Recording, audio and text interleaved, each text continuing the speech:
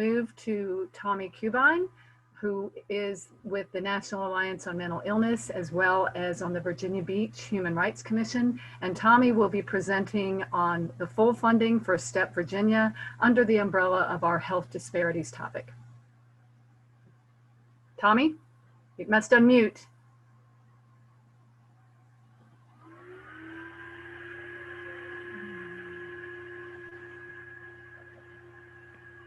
Tommie, can you unmute yourself before you begin? On the bottom of the screen, where the microphone is, just hit unmute. Done. You're good to go. Done. All right. I was just saying, I'm up in the corner. Is that okay? You're big on our screen if you're in speaker view. So however people want. It's so weird. Yeah, we can all see you. Good, because I'm delighted to speak on STEP Virginia because we need a lot of help. You know, and health is a human right for all people. And it means that everyone should have access to the health services they need where and whenever they need them. And this includes mental health. People with mental health conditions need to have the services available in their own communities where they live. This is not always true. And so STEP Virginia can help a lot to make sure that this happens, that they have the mental health services in the community that they need. STEP stands for System Transformation in Excellence for Performance in Virginia,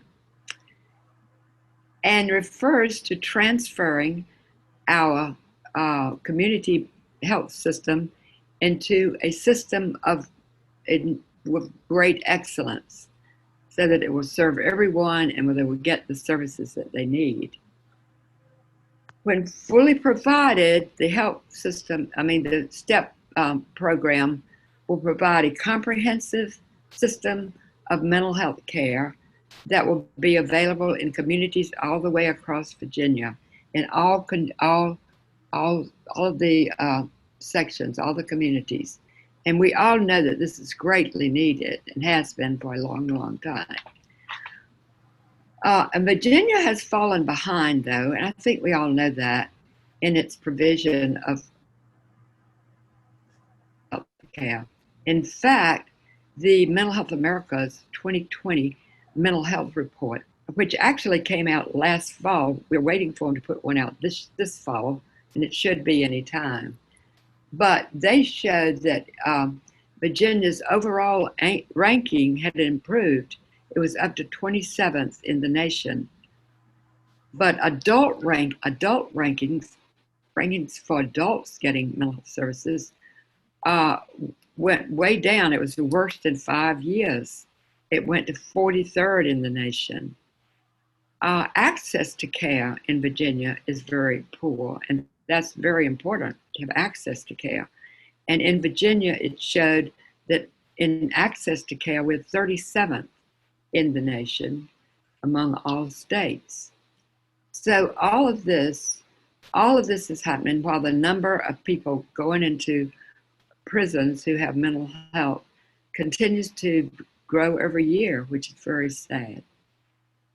So when individuals are not able to get the services that they need in the community, they have a lot of trouble functioning.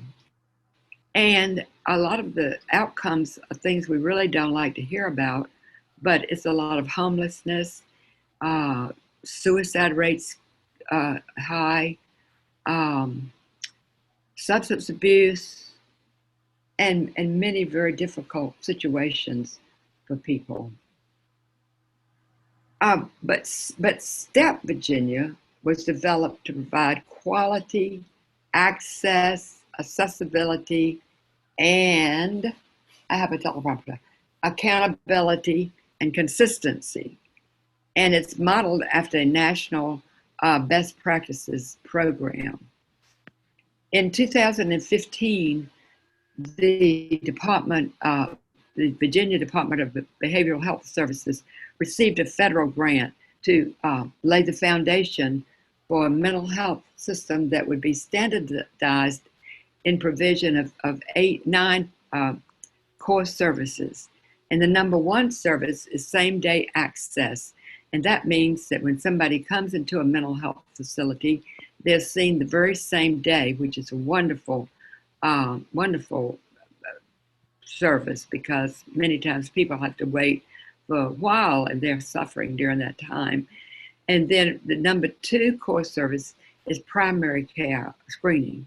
And that means that people, when they come in, they will not only be screened for mental health, but they will be screened for physical health services. And which is good, because it's a good point to integrate the two types of services. The third core service is outpatient mental health services.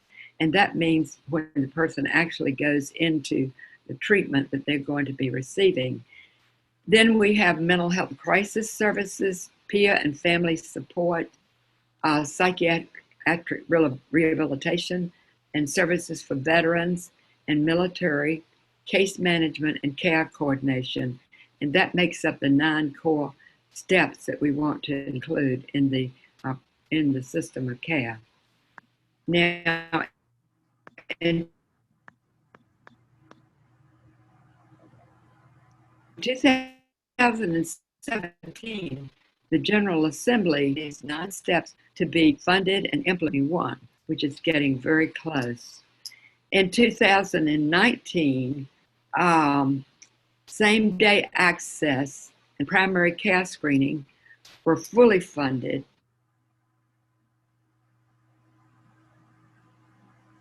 And implemented. Outpatient services funded. Now, the 2020 General Assembly provided additional funding. This was going pretty good for us, we thought. It provided additional funding for outpatient, peer and family support services. It expanded crisis services, veterans and military mental health services. And so those were the ones that it funded in 2020. However, as we probably maybe all know, in April, because of the COVID-19 pandemic and all of the uncertainty and the decrease in funds for Virginia, all of this funding was unallocated, until a freeze was put on new funding until we could, till our financial circumstances improved. So our request to the General Assembly is that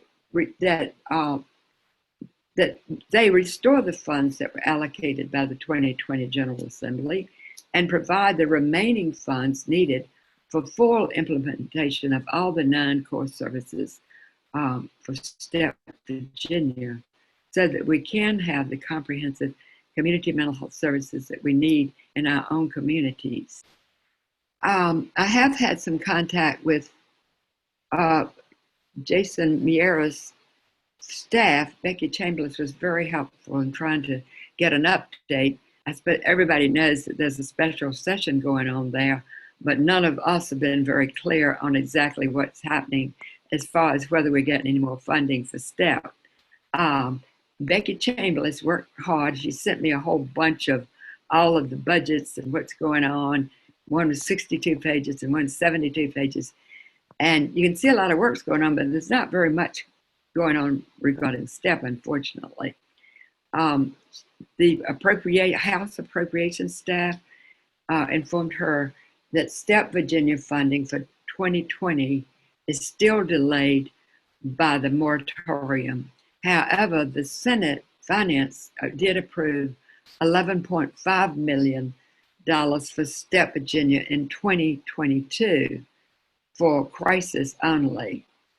So that's a little bit we know about how much is being taken up during the special session about funding for STEP, and it really doesn't sound like very much, very encouraging.